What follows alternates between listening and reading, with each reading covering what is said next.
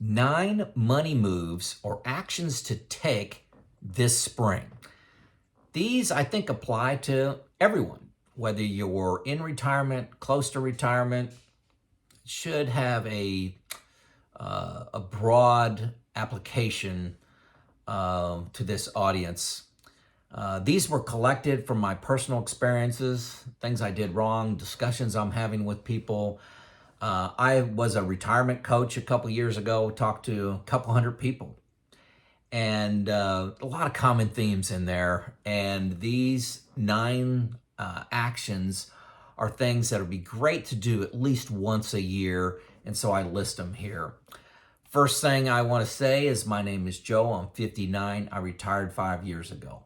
I produced this channel to help you through my experiences, what I did leading up to retirement, making the decision to retire, and what have I learned looking back 5 years. So hopefully that can help you retire a little bit earlier with a little confidence, spend a little money in retirement, because confidence to spend money is a big issue. So let's jump right into this. These are not in any order. I did spend a lot of time putting these together. I've been working on this a couple weeks.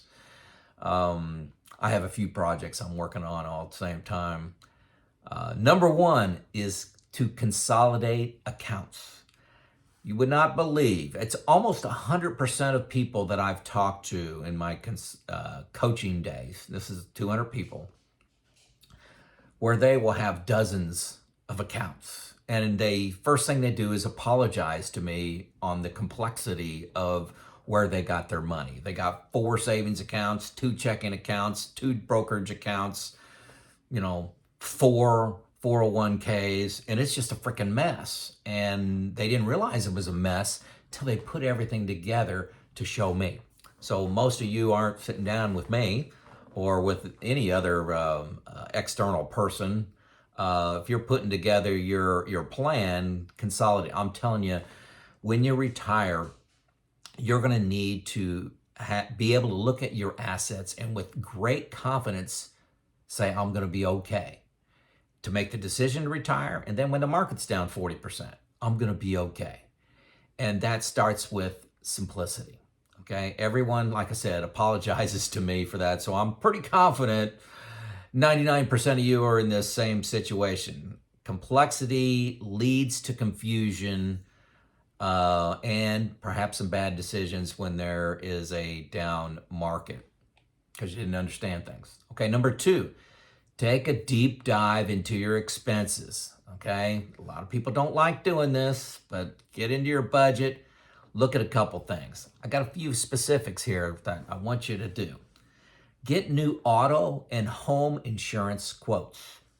Just get brand new ones from different companies, see what that's worth to you. A lot of them give discounts to new people, and when you're a long-term holder, they can creep things up on you a little bit. Ask that agent how you can reduce costs. One of the things I did is I changed my premium, not my premium, my deductible on my home from I think I had $1,000. I changed it to 1%. Okay, and that reduced it. I also, on my auto, this was a big deal when I retired, I got one of those little fobs that goes in my car and tracks how I drive. And my driving miles has gone down so much because I'm not driving into work all the time. My insurance, it's gone down at least 40%. 40% because of that fob. Now, you may vary from that, but mine went down a lot because they're saying, well, are you sure you're not driving that car? Give us the mileage on that car. I get that about once a month. It's not a hassle. It's kind of fun. Verify, also under your expenses, verify your monthly expenses that are monthly services that you signed up for, like these streaming services, your gym memberships. When was the last time you used these?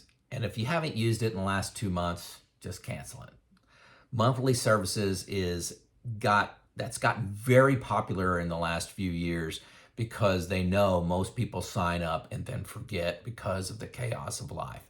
So once a year, get into that. Do it now. Third thing specific under budget is update your one-time expense plan. Do I need a new car 2 years from now? Do I need a new roof on the house 5 years from now? Are we going to take a epic trip to Alaska this year?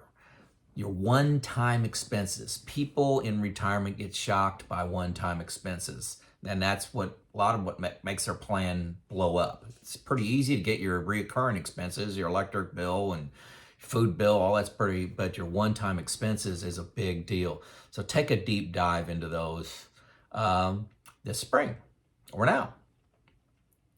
Number 3, this is something I did not do well, is focus on my health. Health is wealth in retirement. Begin eating better. This is where I started too late. Okay now, but I wish I would have started this earlier. Replace one bad habit with a good one. Like instead of eating a donut in the morning, eat some eggs. Eat some eggs. It's one of my biggest regrets. I should have focused on healthy eating years before I retired. Get consistent with exercise. Hey, start with walking around the block. I've always done well with exercise, but a lot of people don't have this part of their routine. Do it first thing in the morning so you don't have an excuse at the end of the day. That's something I've learned from me. This will save you dollars, in your health, especially if you retire before 65 here in the United States and Medicare. Your deductibles is quite high in plans. Like I got a $3,000 deductible in my plan, and health means everything. Diet and exercise, that's how you deliver health. That's what you can control, rather. Number 4, action to take this spring. Create a plan to shift your accounts from accumulation to decumulation. Very common for me to see people that are 1 year, 6 months, 2 years away from retirement, and they have 100% stocks, 100% stock funds in their portfolio. And they're planning on spending money, if they're retiring in 6 months, they got to live on that investment returns for like 5 years. That's not a good place to be. The stock market can go down 40% day after you retire, and you're hanging out there. I've even seen some people with 10, 20% of an individual company stock saying, hey, I've owned Apple, it's done great for me. Well, that's a risky move in retirement. What if the CEO of Apple gets fired in some embarrassing way and the stock goes down 20%, 30%? The big issue here is sequence of return risk, and that's when, early in your retirement journey, you get low returns. Over a 20-year period, you may get 10% out of your stock investments, but if you get low returns at the beginning and you're pulling money out of that, it ends up being higher than a 4, 5, 6% withdrawal. Most of you know it's sequence of return risk. I like the Warren Buffett quote here. You find out who's swimming naked when the tide goes out. Everybody looks smart when, especially the stock people at 100%, if you're reaching new highs. But when it goes down 40%, you make bad decisions. And good news right now, this is a good time to make any changes because the markets, the stock markets are at, right at new highs. So it's a good time if you want to divest some away from 100% stocks, which I've done. I've got other videos where I did that. I increased my bond exposure quite a bit. Luck is not a plan, folks. Don't say, hey, this is what I've done the last 10 years. Decumulation is totally different from accumulation. You folks know that I use buckets to protect me from sequence of return risk. I have bucket 1. My target originally was 4 years out of the stock market in things like money market funds, CDs, savings accounts, treasury bills, I-bonds, and then another 4 years in like bond funds. And then my growth account is what I call bucket 3, and that's 100% in equity funds. Let's see. Okay. Looking at my notes here, sorry. Also, in this realignment for decumulation, this is a big one, big deal. Okay, this is where I spend probably most of the time in my quarterly financial reviews that I conduct for myself, is make sure I'm aligned for taxes. Taxes are a big deal. Taxes, huge deal. Okay, and if you don't have a good, well thought out plan for taxes, you're going to pay dearly. And once you find out that you need a good plan for taxes, it may be too late. There's something called required minimum distributions that when it hits you, it hits you. I have a retirement group that gets together every Friday, and everybody that's over 75 is crying every week because of RMDs. And, I'm 59. I've got a lot of time to address that. Number 5 action to take this spring is talk to your spouse about your plans for retirement. Are you planning on moving close to the kids, to a low-cost state, to a warmer climate, downsizing, planning on travel? What does your average day look like? Are you going to be reading, working in the garden, volunteering? Are you going to be doing these things together or separately? Have those discussions. I was just reading an article about something, new term. It's called a gray divorce. Gray divorce. It's a divorce between spouses who are at least 50 years old. Although the overall divorce rate this is the United States, has gotten lower in the last 20 years. Divorce rate's going down. There's good news. The gray divorce rate has doubled in the last 20 years. Okay? And you're changing the culture. You're from both going to work or one of you going to work, you're changing that culture quite a bit. A lot of times people look at each other and decide they don't have anything in common, and a gray divorce. So talk to your spouse. Number 6, consider a part-time job. In your current job, maybe you can go to your supervisor and say, I'd like to work 3 days a week. My 2 buddies that I have in a retirement group, we talk about all of our finances. I'm going to talk a little bit more about that in a second. They both are working part-time right now. I'm the only one that's retired, fully retired. Perhaps it could be to a lower level job. Maybe it's an individual contributor job. It's an analytical job that you're good at, that you may make 80% of what you were making, but a lot less stress and a lot more time off. Maybe it's in a new hobby, something you do for free, like make a YouTube channel, like I'm doing here. See what impact that has on your retirement date. Plug that into your model, into your spreadsheet, or to your comprehensive software package and say, hey, I'm going to be making, instead of making $100,000 a year, I'm going to be making, $65,000 a year. And I'm willing to do that a little bit longer. What does that do to my overall retirement plan? Could be great. My 2 buddies love it. Love doing it part-time. More balance. Okay. Next, I got a quote for you. Okay. And this is leading into number 7. Epictetus, and he was a prominent Stoic philosopher. It is impossible to begin to learn that which one thinks one already knows. It's impossible to begin to learn that which one thinks one already knows. Okay, so number 7, review your plan with someone else. Okay, don't roll your eyes. Don't say, yeah, Joe, next issue, next action, let's move on. Folks, this is the most important coaching advice that I can give you, is to don't go it alone. I'll talk about me in a second, but I'm a DIY guy. It's easy to sit down and say, I've been managing my finances for 35 years. I can do it for the next 35 years. I did this right.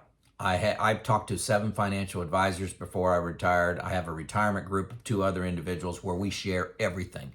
I do not make a move. I do not sell stock. Do not add another account.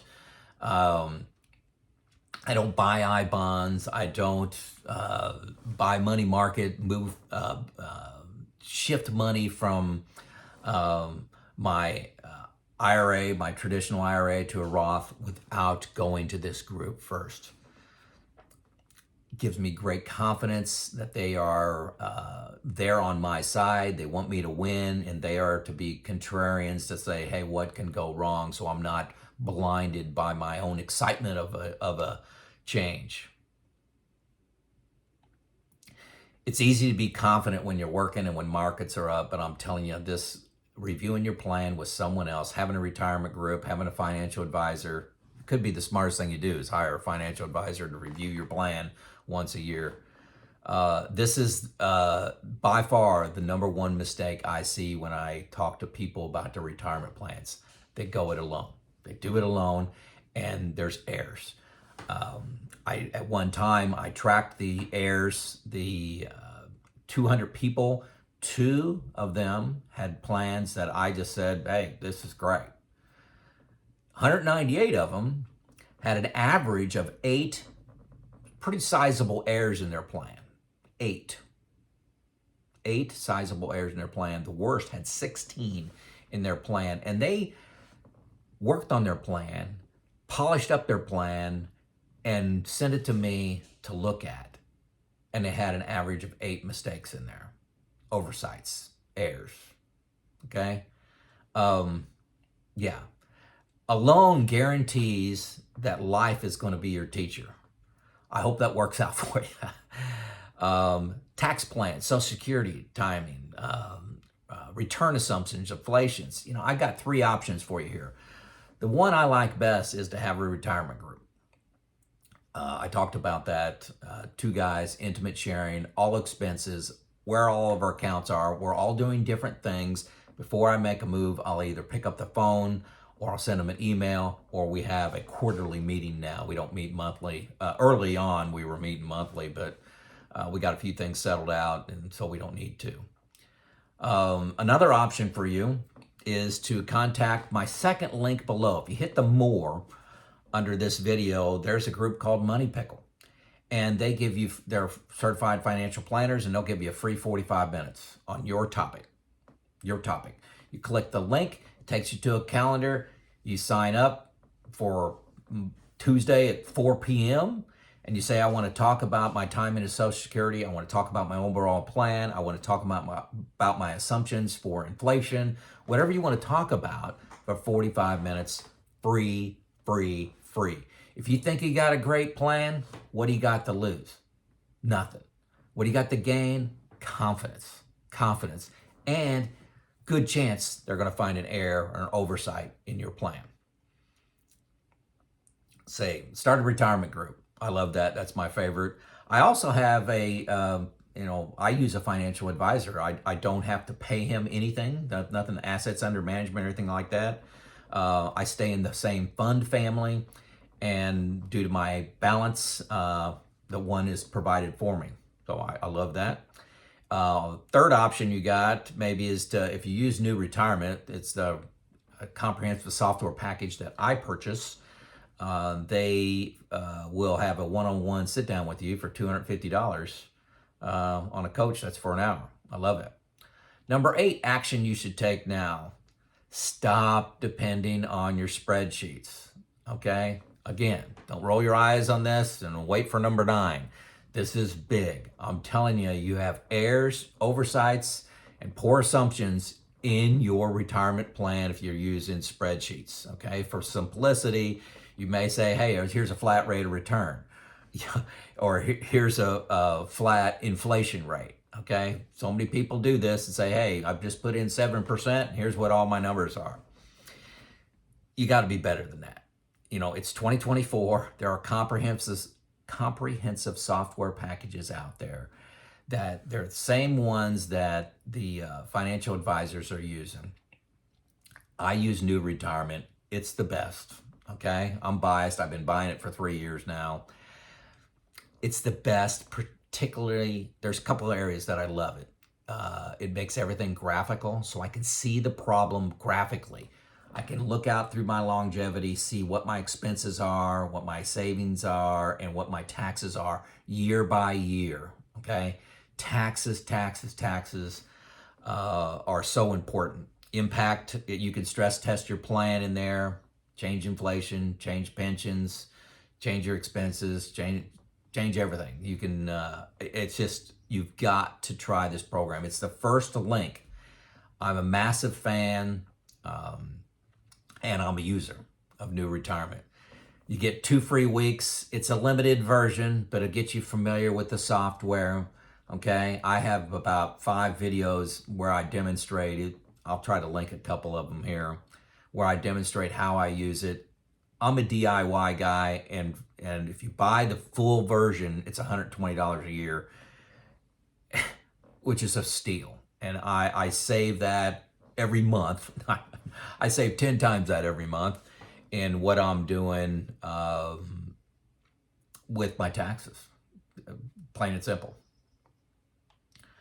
Okay, number 9. We're on to number 9, the last one. Build a logical case on paper. Okay, this is my challenge to you this spring on why you're working. Write it down. Review it with a close friend. 1 more year. Working 1 more year is a common trap. So many people say they'll retire once they're 60 years old and they have $1 million. Well, now they're 61 years old and they got 1.2 million. Okay, moving the goalpost, working 1 more year. It's always going to make financial sense to work 1 more year. Are you working 1 more year just because it's easier? Are you working 1 more year because you're scared? This is where going it alone hurts you, okay? All these fears and, what could go wrong goes into your mind. You say, I'm just going to work 1 more year. You're never going to be 100% confident. I wouldn't.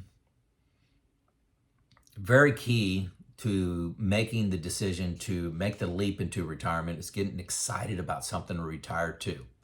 I got excited about consulting on reliability and maintenance.